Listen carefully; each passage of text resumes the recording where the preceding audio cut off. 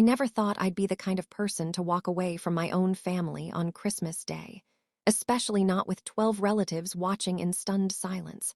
But there's only so much humiliation a person can take before they finally snap.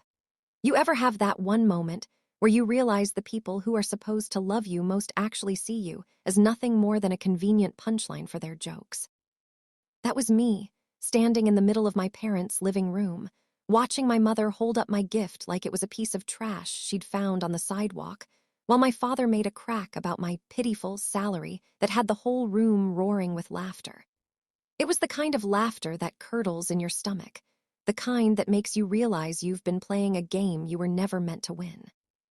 But the thing is, they didn't know what was actually tucked inside that box, and they certainly didn't expect that by the end of the night, my mother would be the one in tears, begging for my forgiveness. Was I wrong for letting them make fools of themselves before I revealed the truth? Or would you have done the exact same thing if you were pushed to your breaking point? To really understand how we got to that disastrous Christmas dinner, I have to go back about 3 years. I've always been the disappointment of the family, at least in my parents' eyes. My older brother, Marcus, is a corporate lawyer who wears suits that cost more than my monthly rent, and my sister, Sarah, married into a family with a literal estate in the countryside. Then there's me. I followed my passion and became a high school history teacher. I love what I do, I love my students, and I make enough to live a comfortable, modest life. But in my house, if you aren't clearing 6 figures, you're basically invisible. Every holiday for the last decade has been a relentless gauntlet of, when are you going to get a real job?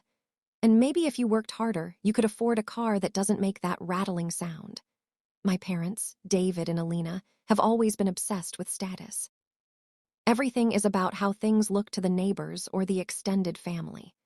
They live in this massive, sprawling house that's always decorated to the nines, and they host these huge Christmas dinners specifically so they can show off Marcus's latest promotion or Sarah's new designer handbag.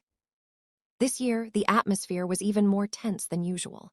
A few months ago, my father's business took a massive hit. They didn't tell anyone, of course, because heaven forbid the relatives think they're struggling, but I knew. I'd seen the for sale signs on some of their equipment and noticed Mom wasn't wearing her usual sapphire necklace. Even though they were hurting financially, they insisted on hosting the big family dinner for 12 people. I decided that this year I was going to do something truly special. I'd been saving for 2 years, skipping vacations, picking up extra tutoring shifts, and living on ramen to give them a gift that would actually help them, something that would show them I wasn't the failure they thought I was. I spent weeks preparing it, making sure every detail was perfect. I truly thought this would be the moment the bridge was mended. When I arrived at the house on Christmas afternoon, the tension was palpable. Marcus was there with his wife, bragging about their new Tesla, and Sarah was showing off photos of her latest trip to Aspen. My parents were fluttering around, playing the part of the wealthy, successful hosts, but I could see the lines of stress on my dad's face. Dinner was a long, grueling affair.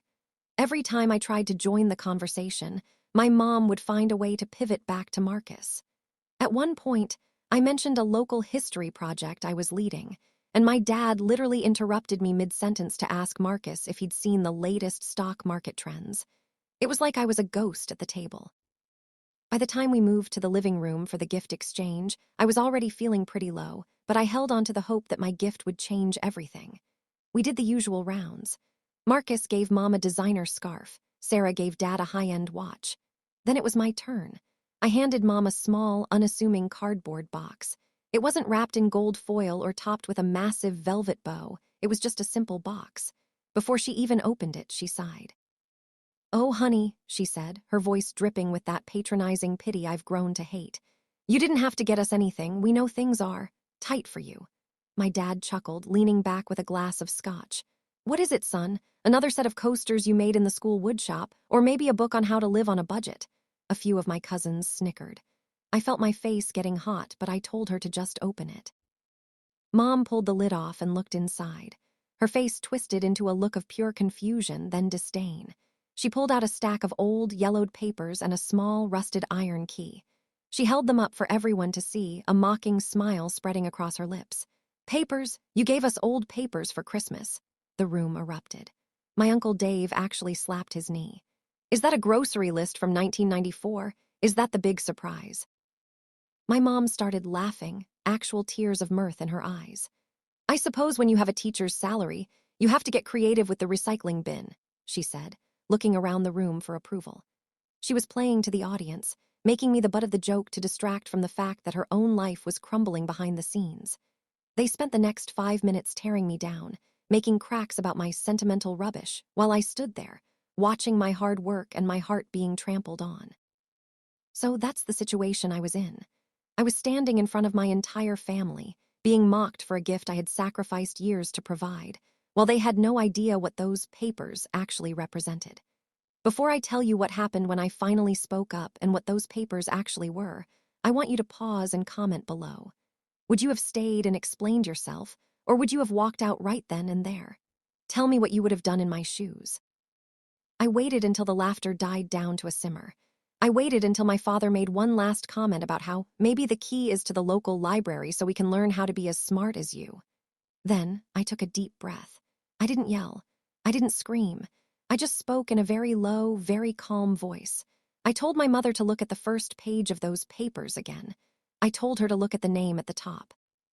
She rolled her eyes and looked, her expression shifting from mockery to squinting confusion. Then she went pale, like Victorian ghost pale. The papers weren't recycling. They were the original deed and the fully paid-off mortgage release for the small cottage my grandmother had owned. The one my parents had been forced to use as collateral for a predatory loan they took out to keep their business afloat 3 years ago. The loan they were currently defaulting on. The loan that was about to cost them their dignity and their home. That rusted key opened the door to the one place they had left, a place that was now legally, entirely theirs, free and clear, because I had spent every spare cent I had to buy back their debt and secure the property. The silence that hit the room was deafening. It wasn't the uncomfortable silence of a bad joke. It was the heavy, suffocating silence of 12 people realizing they had just spent 10 minutes bullying a man who had just saved his parents from total ruin. My mother's hands began to shake so hard the papers rattled. She looked at the total amount paid at the bottom, a figure that represented my entire savings, my inheritance from my grandfather, and 3 years of grueling extra work. She looked at me, her mouth opening and closing like a fish, but no sound came out. My father snatched the papers from her, his face turning a deep, shameful red as he read the legal stamps and the bank's confirmation. He looked at the watch Sarah had given him, a watch that was beautiful but couldn't pay a single bill, and then he looked at the rubbish I had placed in his wife's hands. The reality of what I had done started to sink in for everyone. My cousins, who had been laughing so loudly moments before, suddenly found the floor very interesting. Marcus wouldn't even look at me. You paid it," my mother whispered. Her voice broke and the first tear finally fell. "But how? We didn't even tell you how bad it was." I looked her straight in the eyes and said, "I'm a teacher, Mom. I'm trained to notice when people are struggling, even when they're too proud to admit it. I knew you were losing the business. I knew about the loan. I spent 3 years making sure you wouldn't end up on the street. I thought today would be a celebration. I thought maybe for once you'd see me as something other than a disappointment. But I realized while you were all laughing that it doesn't matter what I do. To you, I'll always be the punchline." At that, my mother collapsed onto the sofa, sobbing into her hands. It wasn't a movie cry. It was a deep, ugly wail of pure regret. My father tried to step toward me, his hand reaching out, his eyes watery. "Son, we didn't know. We were just joking. We didn't mean." I held up my hand to stop him. "You meant it," I said. "You've meant it for years. You can keep the cottage. The paperwork is legal. It's in your names. But don't expect me to come over for Sunday dinner to hear more jokes about my salary." I didn't wait for a response. I turned around, grabbed my coat, and walked out the front door. I could hear my mother calling my name, her voice echoing through that big, empty-feeling house, but I didn't look back. I got into my rattling car and sat there for a minute, breathing in the cold night air. For the first time in my life, I didn't feel like the family failure. I felt light. I felt free. I had done a good thing, a noble thing, and I had done it for people who didn't deserve it, which in a way made it even more powerful. I spent the rest of my Christmas at a 24-hour diner, eating a grilled cheese sandwich and talking to the waitress about her kids. It was the best Christmas I've had in years. Since that night, my parents have called me dozens of times. They've sent letters, flowers, and even tried to repay me with small amounts of money they've scraped together. I haven't answered. I'm not doing it to be cruel. I'm doing it because I need space to be the person I am without their shadow looming over me. My siblings are annoyed because now they look like the selfish ones, which is just a bonus, honestly. The moral of the story is that some people are so blinded by the sparkle of status that they can't see the gold right in front of them. If you were on my side and think I did the right thing by walking away, like this video, and subscribe for more stories like this. Was I too harsh, or did they get exactly what they deserved? Share your final thoughts on this whole mess in the comments section below. I'll see you all in the next story.